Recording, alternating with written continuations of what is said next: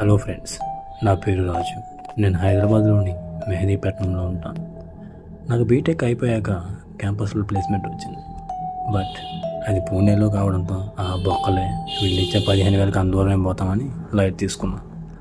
ఒక నెల రోజుల తర్వాత మళ్ళీ జాబ్ కోసం ఇంటర్వ్యూస్ అటెండ్ అవుతూ at the same time pocket money కోసం ఇంట్లో ఆడడం ఇష్టం లేక డెలివరీ బాయ్గా జాయిన్ అయ్యాను.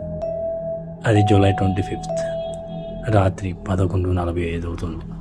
నేను లాస్ట్ డెలివరీ చేసి ఇంటికి వెళ్తూ ఉన్నాను. ఒక్కసారిగా వాతావరణం మొత్తం మారిపోయింది.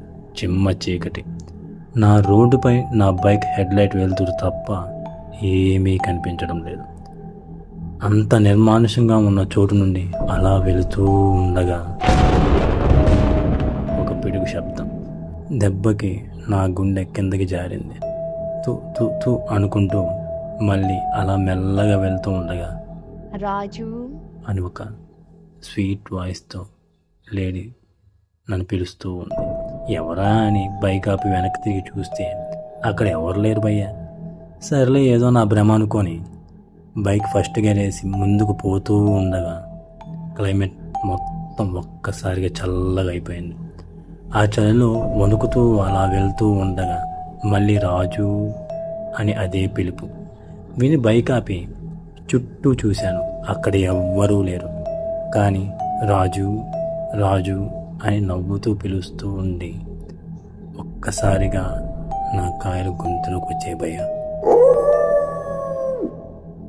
ఇదేదో తేడాగా ఉందనుకొని ఇక్కడ నుండి ఫాస్ట్గా వెళ్ళిపోవాలి ఫస్ట్ అయితే అనుకొని బైక్ని స్టార్ట్ చేస్తుంటే అది స్టార్ట్ అవ్వలేదు. ఆ పిలుపు ఆగడమూ లేదు.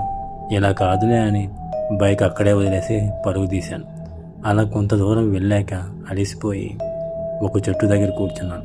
కొంతసేపటికి చల్లగా ఒక గాలి నన్ను తాకుతూ వెళ్ళింది.